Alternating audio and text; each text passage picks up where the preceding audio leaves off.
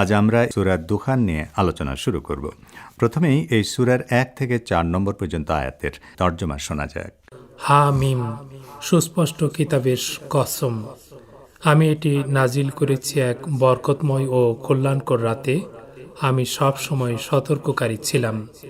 সে রাতে প্রত্যেক প্রজ্ঞাপূর্ণ বিষয়ে সিদ্ধান্ত স্থির ও অনুমোদন করা হয়। পবিত্র কোরআনের 7টি সূরা মুকাত্তাআত হরফ হা মিম দিয়ে শুরু হয়েছে। সূরা দুখানের আগের 4টি এবং পরে আরও 2টি সূরা হামিম দিয়ে শুরু হয়েছে।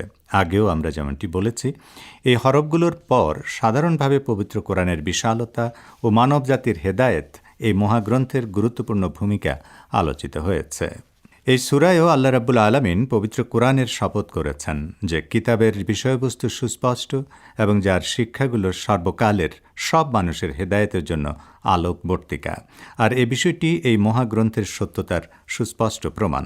পরের আয়াতে আল্লাহ তাআলার কাছে এই কিতাবের মর্যাদা সম্পর্কে বলা হচ্ছে, বছরের সর্বোৎকৃষ্ট সময় অর্থাৎ শবে কদরের রাতে এটি নাজিল হয়েছে।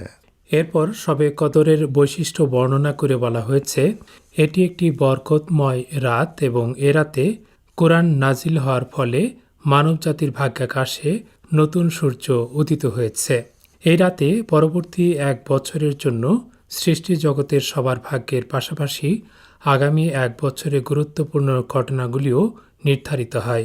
এখানে বলা হচ্ছে, এই কিতাব মানব জাতিকে সতর্ক করার জন্য নাজিল হয়েছে, যেমনটি নাজিল হয়েছিল এর পূর্ববর্তী গ্রন্থগুলো। মানুষ যাতে তার সৃষ্টির রহস্য ও চূড়ান্ত গন্তব্যের কথা ভুলে গিয়ে তার মূল্যবান জীবনকে বিপথে পরিচালিত না করে, সেজন্য মহান আল্লাহ এই কিতাব অবতীর্ণ করেছেন। আল্লাহ তাআলা প্রতিটি যুগের জালিম ও পথভ্রষ্টদের জন্য এরকম আসমানি কিতাব ও নবী পাঠিয়েছেন এবং এই ধারার সর্বশেষ নবী ও রাসূল হলেন আমাদের প্রিয় নবী হযরত মুহাম্মদ সাল্লাল্লাহু আলাইহি ওয়া আলিহি সাল্লাম। এই 4 আয়াতের শিক্ষণীয় দিকগুলো হলো: 1. ইসলামী সংস্কৃতিতে কিছু কিছু দিনক্ষণ পবিত্র এবং এই সময়গুলো অত্যন্ত মর্যাদাবান। শবে কদর এমনই একটি সময় যখন কোরআন নাজিল হয়েছে এবং মানুষের 1 বছরের ভাগ্য নির্ধারিত হয়। 2. মানুষের আত্মিক উন্নতির জন্য রাত অত্যন্ত গুরুত্বপূর্ণ ভূমিকা পালন করে। এ কারণে ইসলামে রাত্রিকালীন ইবাদত ও কান্নাকাটি করার উপর বিশেষ গুরুত্ব দেওয়া হয়েছে। যে সমাজের বেশিরভাগ মানুষ উদাসীন, সেখানে জান্নাতের সুসংবাদ শোনানোর চেয়ে জাহান্নামের ব্যাপারে সতর্ক করা বেশি জরুরি।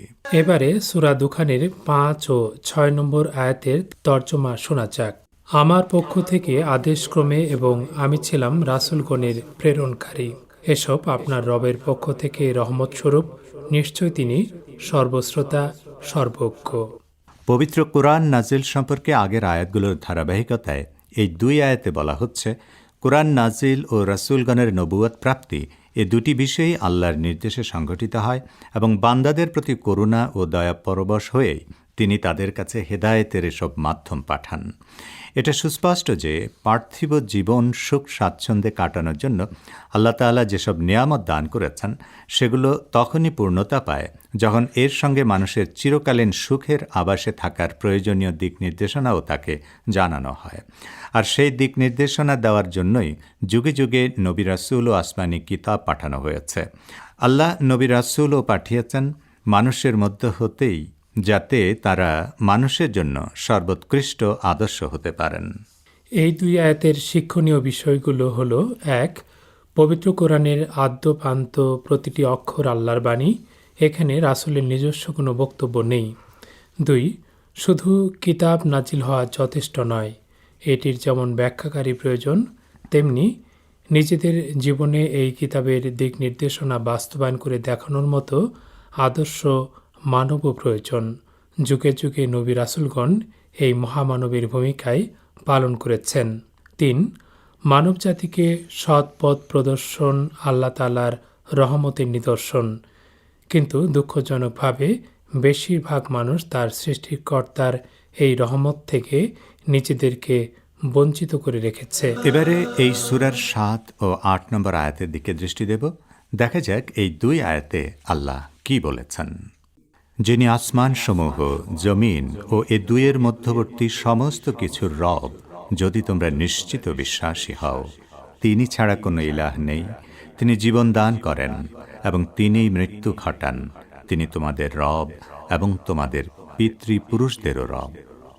মক্কার মুশরিকরা আসমান ও জমিনের পাশাপাশি বাতাস ও বৃষ্টির মতো বিষয়গুলোর জন্য আলাদা আলাদা সৃষ্টিকর্তা স্থির করত এবং এগুলোর জন্য আলাদা আলাদা মূর্তি তৈরি করে সেগুলোর পূজা করত। কিন্তু এই আয়াতে তাদের সেই ভ্রান্ত বিশ্বাসের ভিত্তিমূল্যে আঘাত এনে বলা হয়েছে, আসমান সমূহ ও জমিন এবং এই দুইয়ের মধ্যবর্তী সব কিছুর একমাত্র স্রষ্টা আল্লাহ এবং তিনি একক সত্তা। এ কারণে তিনি ছাড়া আর কেউ ইবাদত পাওয়ার যোগ্য হতে পারেন না। যদি কেউ আল্লাহর অস্তিত্বের ব্যাপারে সুনিশ্চিত হতে চায়, তাহলে তার জন্য আল্লাহর একক সত্তা ও একক সিদ্ধান্তকারী ক্ষমতাই যথেষ্ট। আমাদের দৃষ্টিতে যা কিছু দেখা যায় তার সব কিছুতেই আল্লাহর একক সত্তার নিদর্শন ধরা পড়বে। কাজেই আমাদেরকে শুধুমাত্র তাঁর কাছে ধর্ণা দিতে এবং একমাত্র তাঁরই ইবাদত করতে হবে। তিনি শুধু যে সৃষ্টি জগতের প্রতিপালক তা নয়, বরং তিনি তোমাদের ও তোমাদের পূর্বপুরুষদেরও প্রতিপালক। তিনি ছাড়া অন্য কোনো মাবুদ নেই এবং জীবন ও মৃত্যু তাঁরই হাতে। মানুষের জীবনের সবচেয়ে গুরুত্বপূর্ণ ও জটিল বিষয় হচ্ছে এই জীবন ও মৃত্যু, এবং এটি আল্লাহ তাআলার ক্ষমতার সর্বোৎকৃষ্ট উদাহরণ। এই দুই আয়াতের কয়েকটি শিক্ষণীয় বিষয় হচ্ছে: ১.